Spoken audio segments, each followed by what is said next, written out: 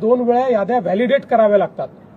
कारण जसं कोणी पात्र सुटू नये तसंच कोणी अपात्र किंवा जो एलिजिबल नाही त्याच्या खात्यामध्ये पैसे जाऊ नये याकरता याच्यात मोठ्या प्रमाणात आपल्याला त्याचं रिव्हॅलिडेशन करावं लागतं।